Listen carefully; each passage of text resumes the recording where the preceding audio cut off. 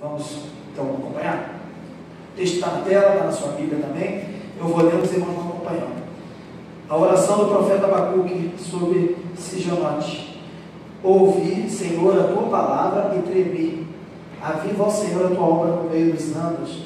No meio dos anos, faze-a conhecida. Na tua ira, lembra-te da misericórdia. Deus veio de Temã e do monte de Parã, o santo. A sua glória cobriu os céus e a terra encheu-se do seu louvor. E o resplendor se fez como a luz. Raios brilhantes saíram da sua mão e ali estava o esconderijo da sua força. Adiante dele ia a peste, e brasas ardentes saíram dos seus passos. Parou e mediu a terra, olhou e separou as nações. Os montes perpétuos foram esmiuçados, os outeiros eternos se abateram, porque os caminhos eternos lhe pertencem. Vi as tendas de Cusã em aflição, tremiam as cortinas da terra de Midian. Acaso é contra os rios, Senhor, que estás irado? É contra os ribeiros a tua ira, ou contra o mar o teu furor, visto que andas montado sobre os teus cavalos e nos teus carros de salvação? Descoberto se movimentou o teu arco, os juramentos feitos às tribos foram uma palavra segura. Tu fendeste a terra com rios, os montes te viram e tremeram, e a inundação das águas passou. O abismo deu a sua voz, levantou ao alto as suas mãos. O sol e a lua pararam nas suas moradas, andaram à luz das tuas flechas, ao resplendor do relâmpago da tua lança. Com indignação marchaste pela terra, com ira trilhaste os gentios. Tu saíste para a salvação do teu povo, para a salvação do teu ungido. Tu feriste a cabeça da casa do ímpio, descobrindo o alicerce até o pescoço. Tu traspassaste com as suas próprias lanças a cabeça das suas vilas. Eles me acometeram tempestuosos para me espalharem. Alegravam-se como se estivessem para devorar o pobre em segredo. Tu com os teus cavalos marchaste pelo mar, pela massa de grandes águas. Ouvindo eu, o meu ventre se comoveu, a sua voz tremeu nos meus lábios. Entrou a podridão nos meus ossos e estremeci dentro de mim. No dia da angústia descansarei, quando subir contra o povo que invadirá com suas tropas.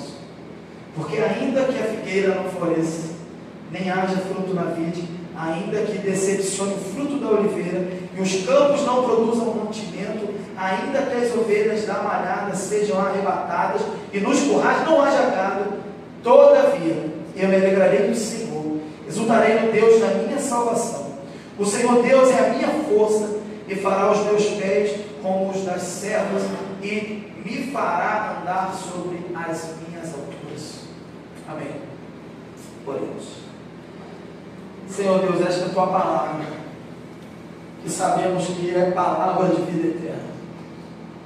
Que o teu Espírito fale conosco, que o teu Espírito ilumine as nossas mentes, nos convença daquilo que precisa ser mudado em nossa vida, e que possamos aprender a confiar em Ti, em meio a lutas e também em alegrias, em nome de Jesus. Amém.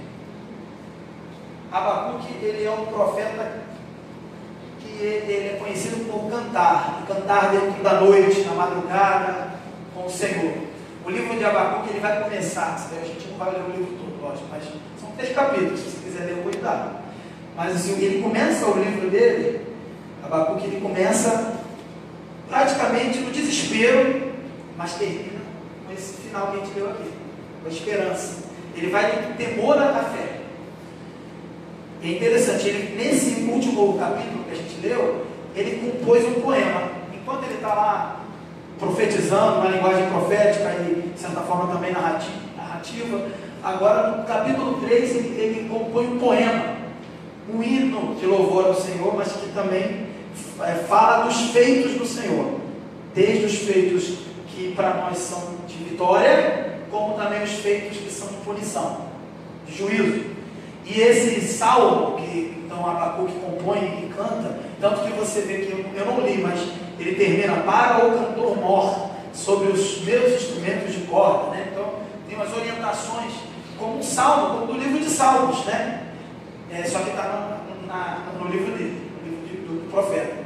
E é um hino que é conhecido como uma joia, como uma pérola, é um hino que é conhecido como uma riqueza poética na linguagem original hebraica, que nós em português não conseguimos alcançar essa poesia, só conseguimos entender o texto de alguma forma, mas no hebraico é uma poesia das mais lindas, talvez mais bonita que os salmos de Davi. E muitos comentam isso, né, teólogos, estudiosos. E o texto de Abacuque que ele vai apresentar para a gente aqui, a gente percebe que ele tem 4 grandes lições. A primeira lição, pode passar, seria essa daí: a palavra e a oração nos colocam no caminho da restauração. Veja bem, ele está vindo de um momento de medo, tanto que ele vai dizer assim no verso 1, aqui ó: ouvi, Senhor, a tua palavra e temi. Quer dizer, ele está com medo do que foi dito antes, inclusive. E o que foi dito antes? Foi dito, primeiro, que Deus disciplinaria Judá. Judá é a terra dele ali, o povo de Deus, o povo de Israel. Judá, né? E da onde também gerou Jesus, né? E Deus ia dar disciplina ao povo dele. Imagina você tomar conhecimento que Deus vai disciplinar você, que é povo dele. Então, basicamente é isso que Abacuque entendeu ali, ouviu do Senhor. A disciplina que viria pelas mãos, aqui no caso, dos caldeus, né? E isso encheu o coração dele de espanto. Só que além disso, além da disciplina que Deus ia tratar com ele, com o povo dele, Deus também tinha falado que iria haver um juízo. Deus fala ao profeta que vai julgar a Babilônia, que era o inimigo do povo. Em certo sentido, é motivo de comemorar. Meu inimigo vai ser julgado pelo Senhor. Ele vai sofrer na pele por tudo que de ruim está fazendo. Mas é interessante que quando o profeta ouve a palavra de disciplina para o povo dele, e quando ouve também a palavra de julgamento para o inimigo do povo, os inimigos dele, ele não consegue comemorar o julgamento do inimigo. Ele teme o Senhor. Foi isso que ele disse. E é interessante que o que de primeiro ocorreu aqui? Aí vai para a letra A ainda, estou na letra A, pode subir para essa. Ouvir a palavra de Deus é a única maneira de enfrentarmos vitoriosamente a crise. A primeira coisa que o profeta fez foi ouvir. Uma palavra que era dura, uma palavra que não tinha só vitória, só na bênção, irmão. A gente fala assim, tipo, oi, né? Uma pessoa que não é crente normal, ela fala, oi, tudo bem? Você responde, tudo bem. O crente não, só na bênção, só vitória, não quer dizer nada. Ele não está falando de vitória nem de bênção, é só um oi qualquer que você fala, né? Porque realmente não é só na bênção, só vitória, tem derrota também, mas o só a vitória, na verdade, é porque, apesar de tudo isso, como o próprio profeta falou no final, nós temos a vitória final com o Senhor. Mas o fato é que não é só vitória. Tanto que o profeta aqui não ficou só vitória, ele ouviu a palavra do Senhor e temeu. E ouvir o Senhor é importante para vencer a crise. No caso dele, ele ouviu algo terrível, mas era importante tomar consciência de algo terrível que estava por vir. E algo terrível que estava por vir para os outros inimigos, ele também temeu. É como quem vê, se pode acontecer com eles, também pode acontecer comigo. É nesse sentido. Não é diferente de quando a gente vê uma calamidade dessa. Se acontece com eles, também pode acontecer com a gente. Eu diria que quando eu vi essas calamidades, nem tive tempo de mencionar, presidente da República que foi alvejado ano passado, facada, vereadora, né, a Marielle, não é isso?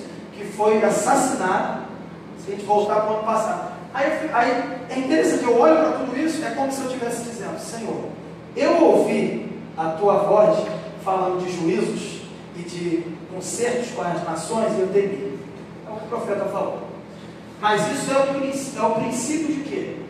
De ter vitória em cima disso tudo. É ouvir e temer. A atitude do profeta foi de temor, mas não foi de temor de fugir, não foi de temor de desistir da vida.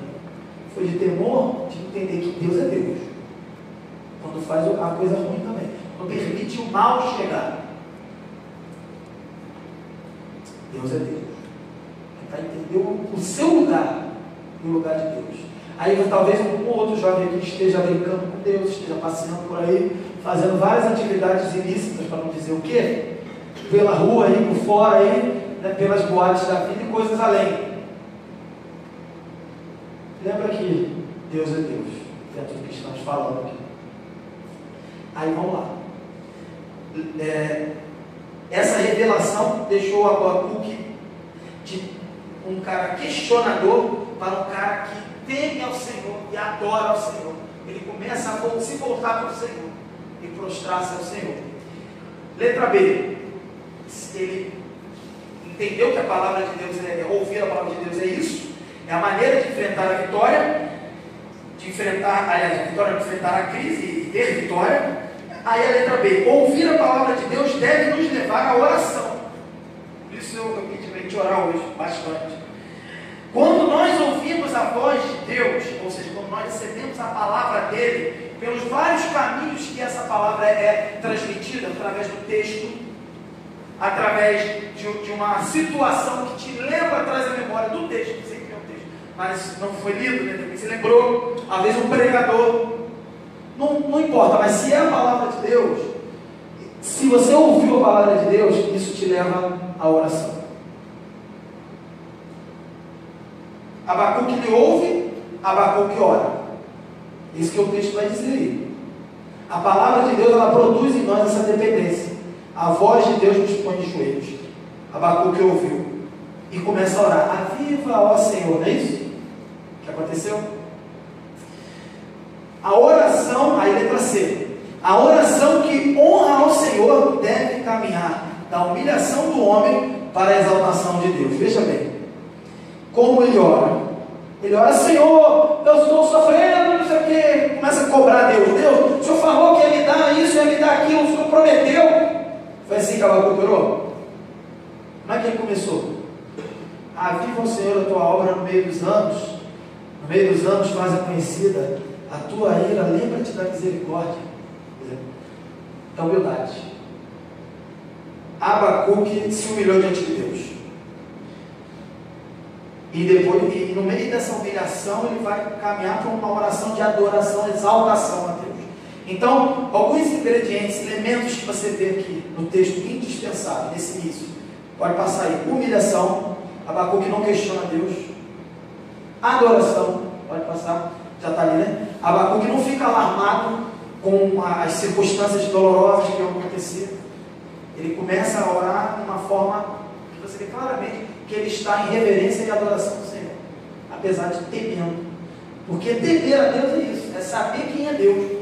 Nosso Deus é fogo consumidor, terrível coisa é cair nas mãos de um Deus irado, é isso que fala em Hebreus. Mas também o nosso Deus é amor, é misericordioso.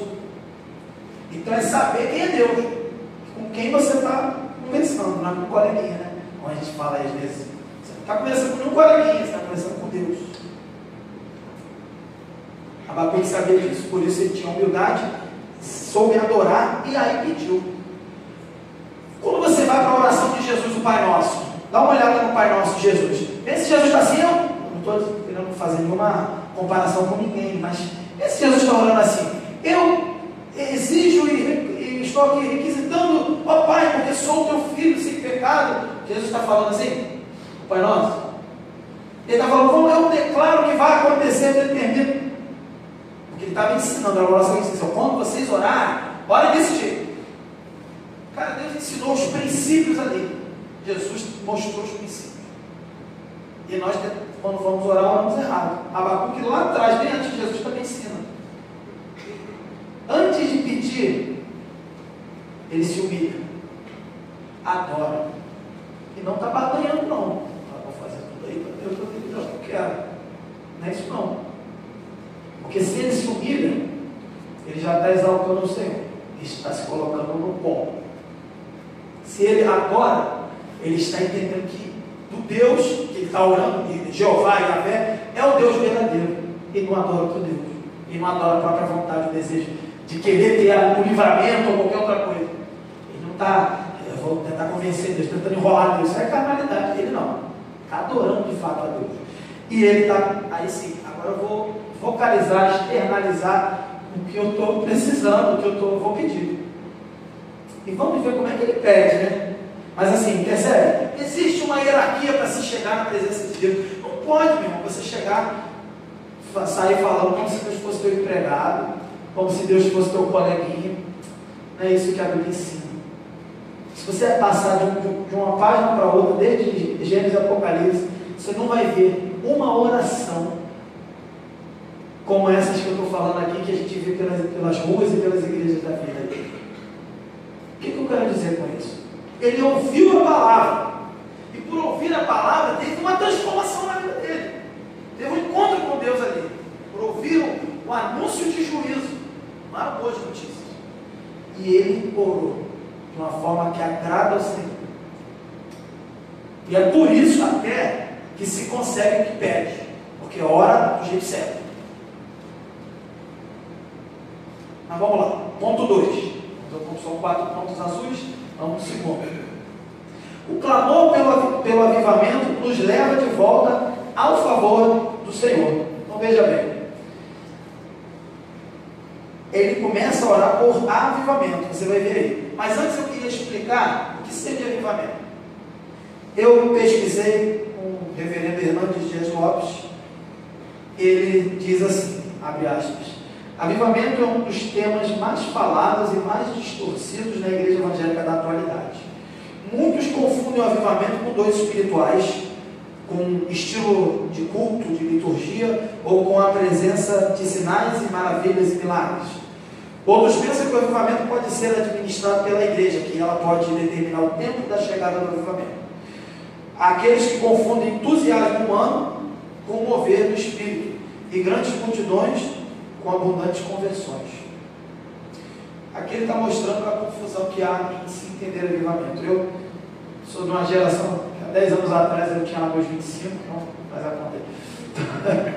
E lá nos meus 25, eu escutava assim nas igrejas abençoadas: olha, eu não estou desmerecendo quem faz errado.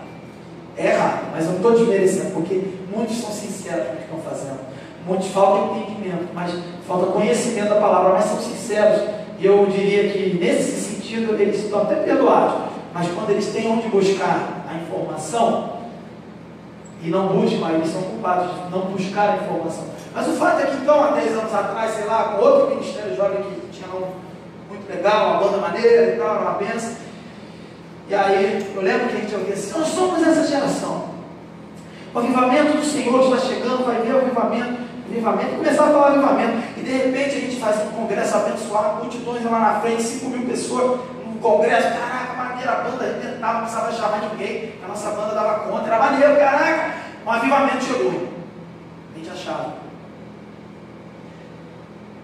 Passaram-se, sei lá, 3 anos desde essa época, mais ou menos. Acho que tinha uns 30, se fizesse essa conta assim rápido, 30 pessoas envolvidas nesse grande avivamento. Provavelmente 29 estão desviados, para não dizer 30. E desses 29, muitos se voltaram contra pastores, contra líderes, e viraram as piores pestes que você pode imaginar dentro da igreja. Eu não estou dizendo que empolgação, tal, a gente não pode estar empolgado, mas a gente também precisa entender que avivamento não é essa coisa toda. Mas o profeta pediu avivamento. E nós precisamos de avivamento. E a gente vai estudar um pouco mais dentro desse contexto do profeta aqui. Mas não pense que o avivamento é quando você faz aquele congresso maneiro que lotou a igreja. Caraca, maneiraço. Vai passar 2 anos, sei lá, capaz você vai virar o Judas da história. E não é tudo que Paulo vai dizer, que ele está de pé, cuide para que não caia. A gente não pode ser iludido com aparências humanas. O que nós achamos que é avivamento, nós precisamos ver na Bíblia o que de fato é avivamento. Existem maravilhas? Existem milagres? Existem. Mas existem momentos que não tem nada disso. Vamos ver. O profeta clamou por avivamento. O avivamento verdadeiro, ele não vai vir da nossa agenda. Nós vamos marcar um congresso, vai ser com ovelha, pensa. Eu estou marcando o dia, Congresso da Juventude, 26, 27, sei lá, 28 de julho, se eu não me engano. É ali que vai ter o avivamento. Tem igreja que faz isso. Marca a data. É lá, aquele dia, eu tenho certeza. E vai promover lá maneiro, vai todo mundo se movimentar, vai pular pra caramba. Vai passar. A não ser que realmente seja de Deus, do céu. Agora, eu só estou querendo dizer o seguinte: se a gente fizesse tudo lá, se acontecesse no Congresso, está errado? Não. Só não me fala que isso é avivamento. Fala só quando for Deus. Não é errado pular, mas não fala que o teu pulo é o avivamento. Não é. Pelo amor de Deus. Como um desses 30 que viraram Judas, orava assim: pelo amor de Deus, Deus. Eu orava assim no meio da oração dele. Eu ficava louco, porque, pelo amor de Deus, Deus. Mas assim, mas não fala para mim que isso é avivamento. Só no dia que for mesmo. Só no dia que for um encontro com Deus mesmo. Se for só um momento de alegria, de uma coisa bonita que aconteceu, que seja uma coisa alegre, bonita, mas avivamento não é isso. Se você estudar a história da igreja, se você estudar, por exemplo, o movimento pentecostal, o original, a Rua Azusa, você vê que avivamento é outra coisa. Se você estudar o avivamento da Inglaterra, da igreja na Inglaterra, em 1800 e sei lá vai fumaça, paralelo com a Revolução Francesa, enquanto os franceses estavam cortando cabeça de pessoas e não respeitando a autoridade do país, tomando o poder, dando golpe de Estado, que depois tudo isso gerou o comunismo, depois, lá na frente. Enquanto os franceses estavam fazendo isso, a Inglaterra estava de fato sendo avivada, com John Wesley e outros. É diferente. E por isso a Inglaterra teve a famosa Revolução Industrial e o desenvolvimento tecnológico, tudo isso tem a ver com o avivamento. Mas o nosso avivamento é o quê? É pular no muito jovem, pelo amor de Deus. Não é isso que o profeta está pedindo. O profeta orou: aviva a tua obra nos anos, não é no congresso jovem, ou qualquer outro dia, é na história. É isso que o profeta clamou. Avivamento tem que vir do céu, é obra do Espírito Santo soberana. O avivamento sempre vai estar centrado na palavra de Deus. Primeiro teve um encontro com a palavra, ele orou, clamou. Onde prosperar heresia, mentira, ensino errado, está fora da palavra, não vai ter avivamento. Ah, mas o cara fala, parece crente. Ah, não é a palavra, não tem avivamento. O Espírito não vai honrar quem desonra a verdade. O avivamento sempre leva a igreja à oração, à santidade e ao trabalho. Se você não tem essas três conexões aí, oração, santidade e trabalho, o cara que ora e é santo, mentira, porque para ele ser santo ele tem que obedecer. E uma das ordens do Senhor é trabalhar a obra dele. Ele não trabalha, ele já não é santo. Percebe? Então não tem como. Ele tem que trabalhar, ele tem que ser santo, ele tem que orar. Gera tudo isso, que claro, e aí vai como você lê lá no livro de Atos: o Senhor acrescentava aqueles que se haviam de se salvar. Avivamento. Ali em Atos tem Pentecoste, aí vai ter a pregação de Pedro, quantas mil almas se converteram, encontraram Jesus. Mas é sempre multidão? Na maioria das vezes mas nem sempre é multidão. Tem que ver a qualidade dessa multidão também. Não é porque Jesus trabalhava com multidão, mas quem são os discípulos de Jesus? São os 12. Na verdade 11 e depois vai colocar o Matias. Não nem sempre multidão, mas avivamento tem princípios. Então o profeta ele pede avivamento, e é interessante que a gente pode destacar aqui nesse clamor de Abacuque, primeiro, letra A. O tempo em que a igreja deve buscar avivamento. Como eu falei, Abacuque pede pelos anos, pelo decorrer da história. Ele não pede pela geração dele. Aliás, vai começar, a gente é tão egoísta que a gente pede só pela gente. E aqui, alguém poderia dizer: não, mas Abacuque poderia estar pedindo pela geração, pelo povo dele. Não, ele foi além. Ele pediu não só por ele, pela geração dele, mas pela história de quem fosse o povo de Deus. Ele orou por você. Aqui. Ele orou por você. Também, né? Ele não pensa apenas no momento presente. Olha que ele tinha um motivo, porque ele sabia o que estava para acontecer, que Deus falou, mas ele se preocupou com a história da humanidade, e não a história da humanidade, mas o Deus da história. É isso que ele se preocupou. Ele não se preocupou com a história do homem, ele se preocupou com o Deus que governa a história. O avivamento ele deve ser para nós um anseio, como Abacuque teve. E veja, o foco de Abacuque não era para si, era para a glória de Deus. Para que eu quero avivamento? Para que eu clamo por avivamento? Para começar, devemos clamar? Devemos. Por quê? Porque ouvimos a palavra como Abacuque ouviu. Porque oramos ao Senhor e estamos buscando ao Senhor. Aí começamos a pensar em avivamento. Se não estamos no início lá, nem ouvindo a palavra, nem querendo orar, não tem como buscar avivamento. E se você clama avivamento como quem fala qualquer coisa, eu vou falar uma palavra aleatória aqui, piano, porque eu olhei para o piano. Tem gente que fala avivamento assim, sem propósito, sem motivo. Eu vou orar aqui e vou lembrar de uma palavra. Avivamento, vai ficar bonito na oração. Não é assim. Não é assim que se pede por avivamento.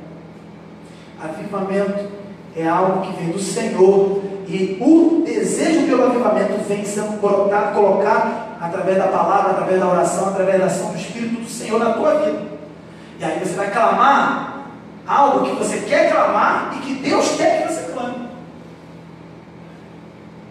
Sabendo que é. Inclusive. Bem, letra B. A base em que a igreja deve buscar o avivamento. Quer dizer, esse avivamento é firmado em quê?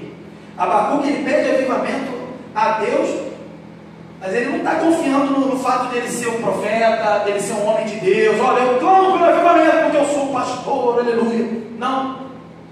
Ele está clamando por avivamento, na verdade, nem confiando no mérito do povo, porque eu pertenço ao povo de Deus, porque eu sou da igreja. Não, ele, ao contrário, ele vai dizer assim, no verso 2: na tua ira, lembra-te da misericórdia. Então, ele clama porque o Senhor é misericordioso, porque a palavra de Deus diz que Deus é misericordioso, e por essa misericórdia, por essa longanimidade, porque é tardio em se irar com o seu povo, aí ele clama: Senhor, eu clamo por avivamento, porque eu sei que o seu caráter também é de misericórdia. Eu não clamo porque eu vou argumentar, porque Senhor, eu, Papai Noel, eu fiz tudo certo esse ano, me dá um presente. Não é isso que Abacuque fez. O avivamento não é merecimento da igreja, é favor de Deus. A igreja não pode produzir vento do Espírito, sopro do Espírito. Ela pode apenas levantar a vela do seu barco e apontar para onde o vento está soprando e seguir. Não pode falar só para ali, só para lá. Não pode. Isso não é avivamento. No caso de Abacuque, ele, humilde, ele pede a Deus, sabendo e confiando na misericórdia. Essa é a base. Eu confio no caráter de Deus, na misericórdia. Letra C, a urgência, né? A urgente necessidade da igreja tem do avivamento. Toda a igreja, nós aqui de juventude, aquela geração que eu mencionei há 10 anos atrás, que viraram 29, 30 Judas, sei lá, não importa quem seja, quantos sejam, de que época forem, todo o povo de Deus tem que clamar e precisa de avivamento. Por isso Abacuque pediu avivamento. O profeta Abacuque, ele pede avivamento e não ausência de sofrimento. Repara isso. Ele soube da calamidade, do que ia acontecer. Imagina que Deus fale para você assim: a minha ira está sobre os inimigos e o meu julgamento sobre o povo, e vou corrigir o povo, vou estourar a barragem lá de Brumadinho, Mariana. O que você, a primeira coisa que eu ia pedir? Sinceramente, Senhor, livra o povo. Não é isso? Eu ia pedir isso. Abacuque não. De avivamento. Ele não pediu, cancela o sofrimento, me dá avivamento. Olha que oração poderosa. Olha que fé desse homem. Como é que alguém ora dessa forma? Eu sinceramente não sei. Quer dizer, sabemos, é pelo Espírito. Quando o avivamento vem e pressupõe que nós temos que clamar pelo avivamento, também a sua oração ela é moldada, ela é corrigida para pedir o que tem que ser pedido. E aí, nesse ponto da urgência, a gente vê 4 pontinhos menores rápidos. Necessidade de avivamento. Nós temos? Temos. Botou aí? Olha lá, necessidade de avivamento. Nós vivemos hoje crises, polarizações, igrejas que têm doutrina, mas não crescem. Já viu isso? Igreja com doutrina, mas não cresce. Igreja que cresce, mas não tem doutrina. Já viu isso? Igreja que tem doutrina, mas não tem ética, no caráter. Está todo mundo pecando, pastor pecando, secretário pecando, os membros pecando, mas está lá crescendo as multidões. Uns têm caráter, mas não têm carisma, que é a ação do Espírito, né? Outros têm carisma, que é a ação do Espírito, mas não têm caráter, que é o efeito da doutrina. A gente vê isso nos nossos dias, essa briga aí. Então você tem necessidade de avivamento do povo de Deus, que é o equilíbrio. O avivamento é equilíbrio, é o equilíbrio dessa briga aqui. ele vai falar, até mesmo no final, né, ainda que a videira falhe, que o produto da oliveira falhe, que tudo errado, que todo o meu mantimento falhe. Você vê claramente que hoje também, nas igrejas está tudo falhando. Por isso que a gente precisa lembrar, precisamos clamar por um avivamento espiritual, de fato espiritual. Aprenda com o profeta, ore pelo avivamento, mas ore porque você foi impactado pela palavra do Senhor. Você vê a calamidade chegando, já chegou no nosso país há muito tempo, quanta gente morrendo e sofrendo. Antes de orar pelo livramento, e deve orar pelo livramento, mas veja, tem prioridade, adore o Senhor, se humilhe diante dele, clame por avivamento. Começa por aí. Continuando. Confusão sobre avivamento. Muitos vão confundir, né? Vão pensar que o cara que é mais pentecostal é avivado, é avivamento. Danças espirituais lá, que eu também acho legais, muitas vezes, outras não. Mas, a igreja é avivada, tem dança, coreografia, pirotécnica, propaganda de milagre. Pô, imagina. Vem aqui que você curado do câncer. Pô, claro, avivamento lá. Você vê Jesus fazendo isso, né? Propaganda de milagre. Não vê. Você vê Jesus indo ajudar o pobre e tocando trombeta e avisando, fazendo live. Eu vi quantas pessoas que a gente aqui de Campo Grande, que foi para Brumadinho, achei bonito e tal, até o ponto de que ele fez uma live. Nós estamos aqui diretamente de Brumadinho para ajudar ele, não sei o que, o cara nem sabia o que estava fazendo lá, e estava lá, isso aqui fazendo, acontecendo, ele não sabia nem o que fazer. Achei legal, tentou ajudar, mas não só tentou ajudar, fez o que Jesus falou para não fazer, no mesmo capítulo, na mesma pregação que ele ensina o Pai Nosso. Ele vai falar assim, na hora de ajudar o necessitado, ele fala assim, não toque trombeta como você está fazendo, não faça isso para que os outros vejam, porque se você fizer assim, você vai ser igual os hipócritas, os fariseus, e esses fariseus, e você, se você fizer assim, já recebe a recompensa humana, os aplausos humanos, e abre mão da recompensa espiritual que não termina e é eterna. E a gente vê pessoas fazendo isso. Agora, só um parênteses, a nossa denominação, a Igreja Batista, as igrejas batistas, se juntaram, fizeram uma lavanderia, lavaram as roupas dos bombeiros, roupas contaminadas, com toda uma estrutura, juntaram forças, não foram sozinhos, tipo assim, eu vou sozinho que ninguém ajuda. Tem gente ajudando, o cara vai naquela raça dele lá, raça pecadora, eu vou sozinho e ainda faz uma live para tocar a trombeta, que Jesus falou para não fazer. Está claro no texto, Mateus 5 ou 6, é um dos dois, é onde tem o Pai Nosso, acho que é o 6, não sei, é isso mesmo, Mateus 6, é lá para o início, no capítulo 6, verso 1, vai até o Pai Nosso, vai falar de oração, quem ora para aparecer, um monte de coisa, mas aí, veja bem, muitos confundem pirotecnia, um monte de coisa, esse cara aí, avivado, é profeta, das nações, não é não, tem que ter característica na Escritura. O resultado, então, do avivamento. Quando o avivamento chega, a igreja se torna ousada. É isso que você vê na história dos avivamentos da igreja em geral, e até mesmo os avivamentos mais modernos dos anos de 1900 para cá. Entendeu? Você vê a igreja ousada para fazer o quê? Para pregar a palavra. Aliás, para que estamos nesse lugar? Chamado planeta Terra, né? Que chama assim, né? Para quê? Para que Jesus, por que Jesus não nos levou? Tipo assim, Jesus morre na cruz, aquela bênção e tal, nós estamos tristes porque ele morreu, mas felizes porque ele vai vencer a morte do Salvador, morreu por nós, e ele diz assim, naquela frase célebre que nós choramos dele, está consumado, quer dizer, acabou, está tudo dominado em outras linguagens aí. Aí Jesus fala isso, e a gente fica aqui, por que ele não levou a gente? Ele vai lá no endemoniado, ex-endemoniado gadareno, cura o endemoniado, agora ele é um discípulo de Jesus. O cara estava pelado, o cara andava sem roupa lá, andava nos sepulcros, ninguém conseguia segurar ele de tão forte que ele era, porque ele era endemoniado. 2.000 demônios, sei lá quantos demônios, tinha legião, desculpa, 2.000 porcos. Legião tinha 6.000, né? Legião tinha 6.000 mais ou menos, demônios dentro dele que foram para os porcos morreram. A cidade expulsou Jesus porque teve prejuízo com o dinheiro dos porcos. E aí Jesus estava indo embora, o cara lá estava já restaurado, conversando com Jesus, falou, Jesus, eu quero ir contigo. Aí ele falou, volta e conta para sua família. É interessante, porque se você é crente de verdade, se nós somos crentes de verdade, se nós tivemos um encontro com Jesus de verdade, o que você quer dizer para Jesus é isso: eu quero estar contigo. Senhor, eu quero estar contigo. Onde você vai? Eu vou junto. Você vai para o céu? Eu vou junto. Você vai para onde? Eu vou junto, porque onde estiver Jesus é o céu para mim. E aí Jesus fala que não. Volta e conta. É por isso que a gente está aqui. Por isso. Não é a hora do céu. É hora de contar o que Deus fez na tua vida, na minha vida, na Escritura. Aí depois a gente vai encontrar com Ele. E por isso precisamos clamar por avivamento. Por isso que o resultado do avivamento é isso aí, ousadia para pregar a palavra, porque é o propósito que a gente está aqui.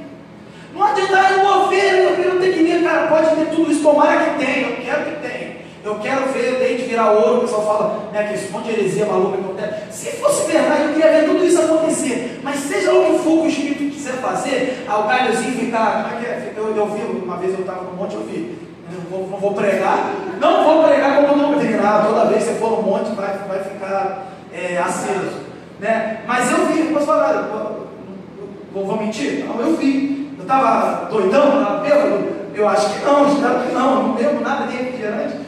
Mas assim, o fato é, tá bom, aí você vê o troço brilhar, você vê o dente dos outros virar ouro, e o milagre do câncer, a pessoa vai lá, tá bom, tudo isso acontece. Para que é tudo isso que for avivamento? Para pregar o Evangelho com ousadia. Se não for para isso, vai para o céu, que teu lugar não é aqui. Entendeu? Ou vai para o inferno também. Melhor não, vai esperar tentar se converter aí depois tu vai para o céu. Mas assim, se tu já está no céu, meu irmão, pede para Deus te levar. Pede para Deus te levar, porque só serve avivamento para pregar o Evangelho. Com ousadia. É isso que você vê na história da igreja. Ponto 3. A visão dos feitos de Deus, quer dizer, no passado, né, ajuda-nos a enfrentar o presente. Aí o profeta, cara, essa parte é longa, vou acelerar, mas o profeta ele vai começar a se basear no que Deus fez na história do povo. Ele vai começar a afirmar ali as raízes do povo, as vitórias que Deus deu ao povo. Aí eu vou destacar a letra A, né, a glória de Deus manifestada. Né, alguns pontos aí. Abacuque ele vai, em forma de louvor, de cântico, de salmo, ele vai narrar alguns feitos gloriosos e poderosos da história de Israel.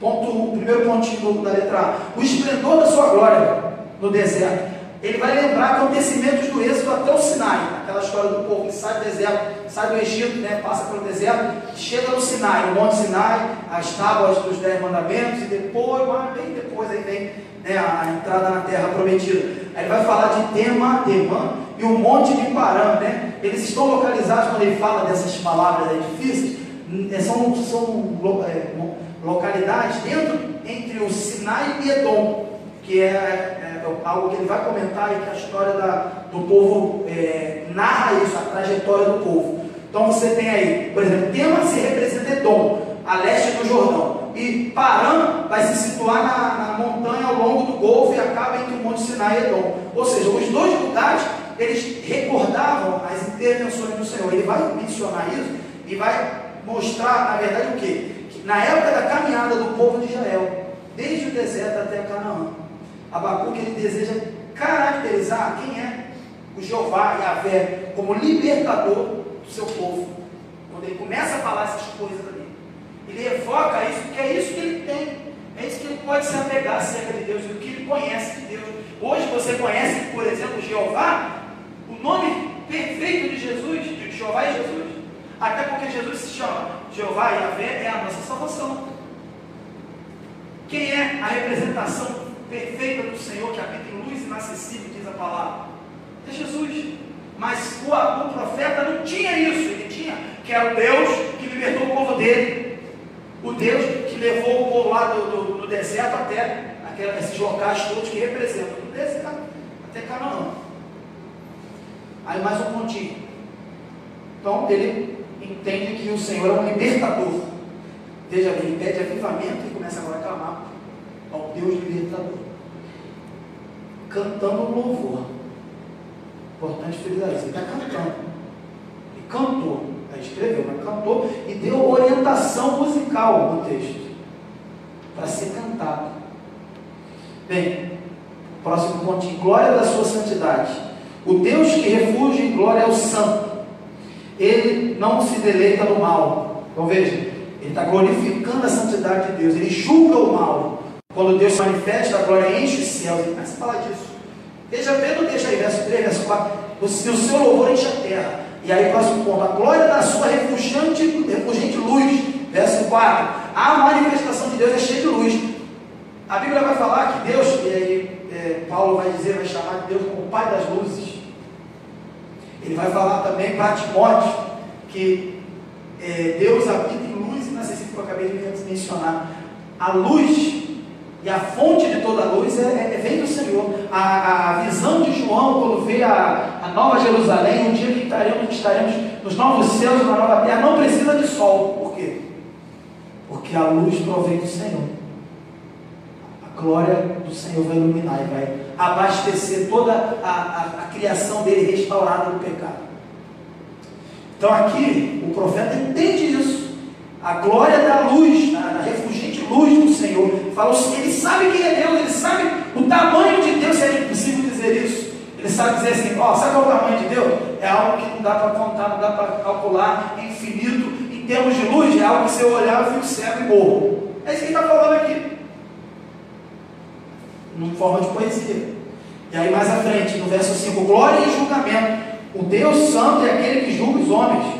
Deus poderoso, que tem luz, santidade e justiça. Julga os homens. Ele enviou seu juízo à terra do Egito. Ele vai cantando isso. Quebrou a espinha dorsal dos deuses. Interessante. Se você fizer um estudo sobre essa história do Egito, aquelas 10 pragas lá que Moisés vai lá e em nome de Deus vai falando o que ia acontecer, aquelas pragas derrotam 10 deuses do panteão do Egito. Então o povo sabia disso. O povo sabia que cada praga daquela venceu um Deus do Egito.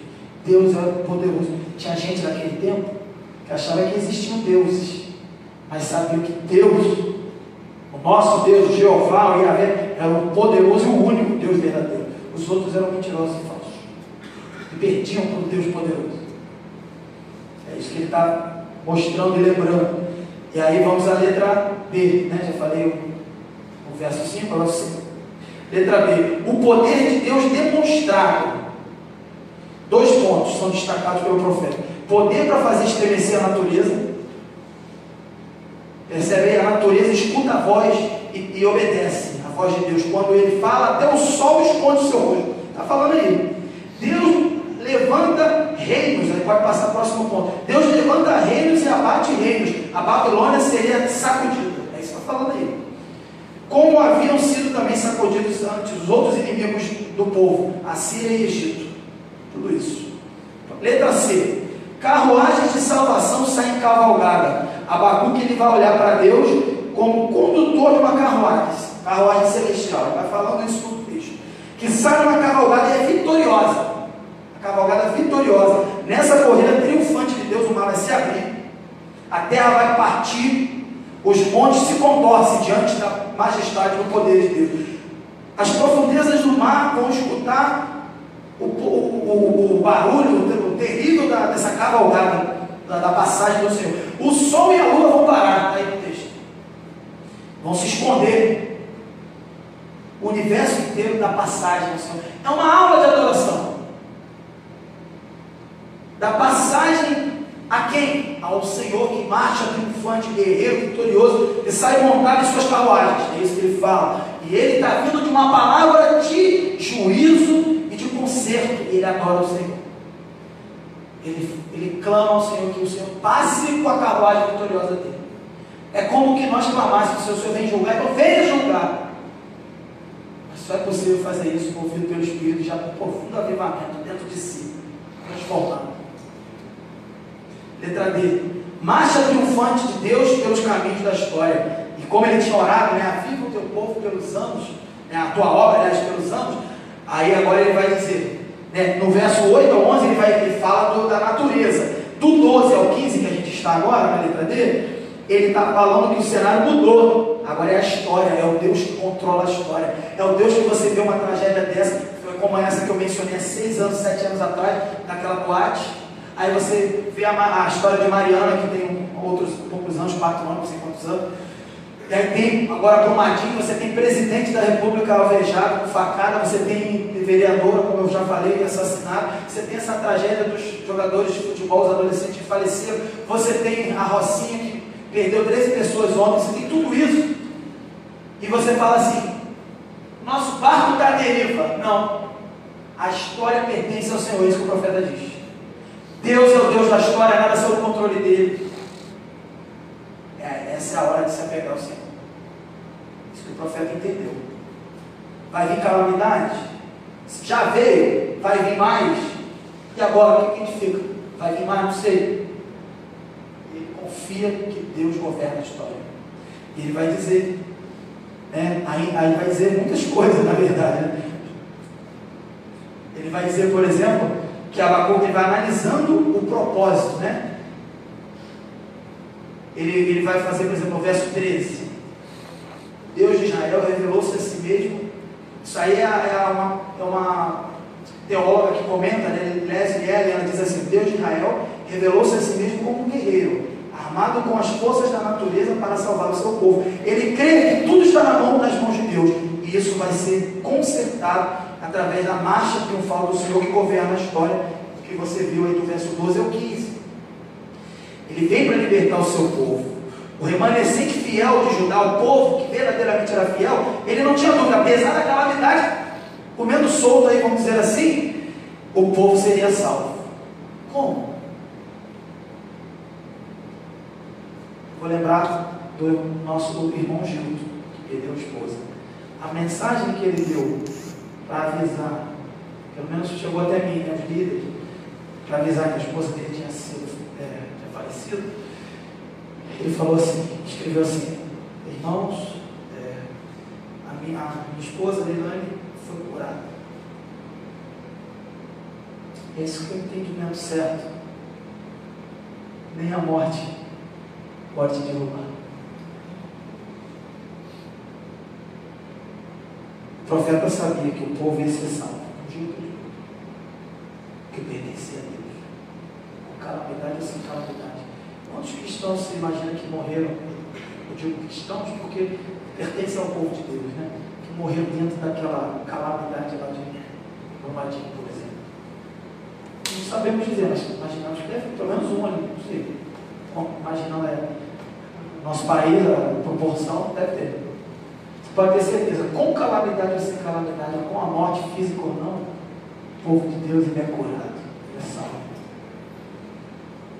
O profeta sabia disso. E aí, prosseguindo, ele vem para trazer juízo sobre os ímpios. O guerreiro celestial está irado. O cálice de sua ira está cheio. Ele sai para pisar as nações. Ele vai falando da marcha do Senhor poderosa, cavalgada. Indignação. Ele pisa nas nações, na sua indignação. Ao mesmo tempo que ele vem para salvar o seu povo. Então ele julga o pecador. Quando o tempo do pecador acabou, acabou. Ele massacra mesmo, porque ele é Deus. Mas o povo dele ele salva. O povo dele ele salva. Pode ter certeza disso. Então você quer ter segurança, você quer ter certeza no meio dessas calamidades? Primeira coisa, você pertence a quem? Você é povo de quem? É povo de Deus? Ou eu sou um povo de lábios impuros, como diz o profeta, se humilhando diante de Deus? Ele vem demonstrar o seu poder, verso 15. E aí tem a canção de triunfo no meio da dor. É um testemunho vibrante da nossa fé. O hino dele, o profeta, foi concluído com uma grande afirmação de fé que nós já lemos aqui 2 vezes. O profeta confiava plenamente na soberania do Senhor, ao ponto de ele aceitar qualquer coisa, pode acontecer o que for. Ele já tinha entendido que o ímpio sofria e o justo estava salvo. O justo no sentido que é povo de Deus. Aí então começava a declarar aquela bela poesia, ainda que a figueira não floresça e tudo mais. Bem, uma manifestação gloriosa Você vê no verso 16. O profeta, ele ouve o relato dos feitos de Deus, ele tem uma visão da glória de Deus, ele fica não só alarmado, mas pálido, trêmulo diante dessa glória, e diante dessa glória, que ninguém pode ficar de pé, ninguém pode ficar apático diante disso. Aí vem a letra B, ele começa a falar. O povo de Judá dependia da agricultura, dependia de recursos da lavoura, das frutas lá, dos rebanhos, e ele começa a dizer, então ainda que a figueira não floresça, tremendo diante da glória de Deus, ainda que não haja fruto da vide, o produto da oliveira minta, os campos não produzam mais bem, ou seja, pega isso, mas ainda que a barragem exploda lá e atravesse toda a cidade, ainda que o alojamento do Flamengo pegue fogo e mate 10 pessoas, ainda que a Boate Kiss mate 250 pessoas no incêndio, ainda que Mariana também mate, acho que foi menos, mas 60 pessoas, e qualquer outra calamidade na sua vida, ainda que eu perca meu pai e minha mãe, eu perca um parente tão importante, ainda que ele vivo não seja mais uma pessoa presente em minha vida, ainda que tenha briga na minha casa, ainda que eu tenha casado com uma pessoa que odeio o Senhor, e nem me permite ter um relacionamento com Deus com tranquilidade, que se torna um opositor na minha casa, seja lá o que for que você estiver enfrentando, ainda que falte um recurso para trabalhar, para estudar, até mesmo para passear, para ir no retiro, qualquer outra coisa, ainda que tudo isso ocorra. É o que o profeta falou. Todavia, eu me alegro no Senhor. Letra D, verso 19. Verso 18, desculpa. Me alegro no Senhor, letra C. A alegria do profeta não é determinada pela presença de coisas boas, nem pela ausência de coisas trágicas. Tudo isso acontece na vida de todo mundo. Isso não muda a fé dele. É isso que a gente tem que entender. A alegria dele está centrada em quem Deus é, a pessoa de Deus. A alegria dele não está em prosperidade, nem em falta de sofrimento, né? Um alívio de tanta dor, não. A alegria dele está no próprio Deus. E aí sim a letra D. Uma sustentação suficiente. A alegria do profeta não é um sentimento romântico. Estou feliz, né? Como muita gente sente esse tipo de sentimento. A alegria do profeta não é isso. Abacuque, ele começa deprimido na oração dele, preocupado com o anúncio da calamidade, o livro dele todo, inclusive, mas ele vai terminar louvando ao Senhor e alegre, confiando que Deus ele governa todas as coisas. Deus está dando boas dádivas aos seus filhos, e ele sabe que ele é povo de Deus, dependente se o terror chegar lá, ele é de Deus. É isso que você precisa fazer, é isso que você precisa entender diante de tanta luta que você veio fora.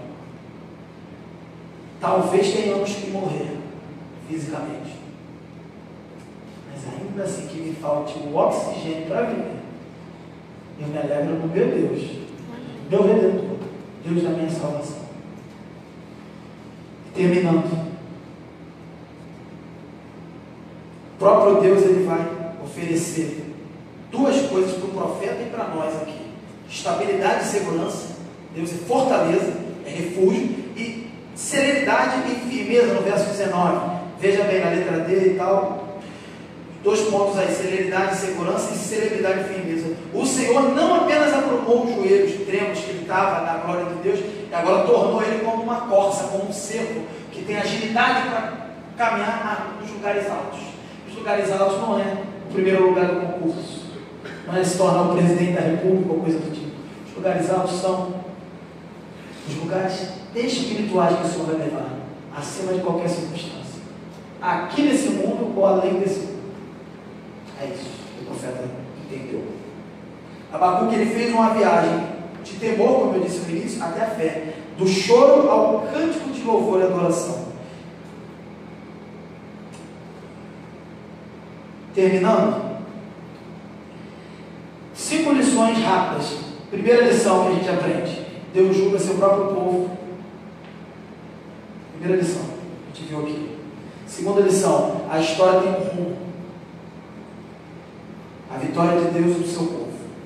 Terceira lição: os violentos serão punidos, os ímpios, mentirosos que não são povos de Deus, serão punidos. Quarto, uma lição espiritual: o justo viverá pela fé, apesar de tudo a sua volta desmoronando. Quinto e último, alegria de crer. O profeta termina o seu livro exclamando todas as forças da sua alma: eu me alegro no Senhor, exulto no Deus da minha salvação.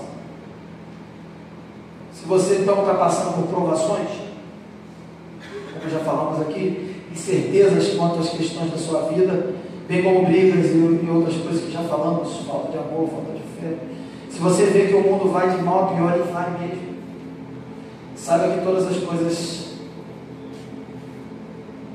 elas até são tristes, são sim, quando a gente olha por aí,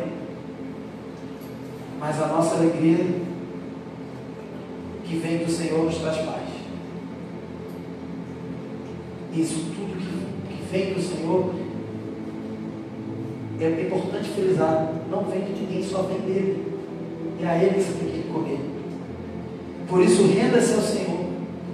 Clame como Abacuque. Olhe do jeito que Abacuque orou. Não sabe orar, não? Lê a oração. Pô, mas é tão católico? Não. Católico é você, se você não crê. Sei lá, sem ofender os católicos. Seja verdadeiro. Olhe essa oração de Abacuque.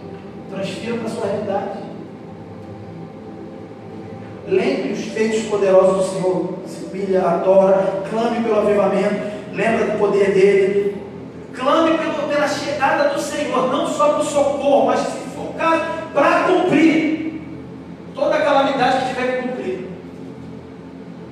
E no final se alegre, porque Ele é o Deus da história, é o Deus da sua vida, e nada vai te derrubar, porque você pertence a Ele. Clame como Abacuque, clame pela presença de Deus, sua glória e seu avivamento. Faça como o salmista, em Salmos 37, 5, eu termino assim: entrega o teu caminho ao Senhor, confia nele, e Ele o fará, que para tanto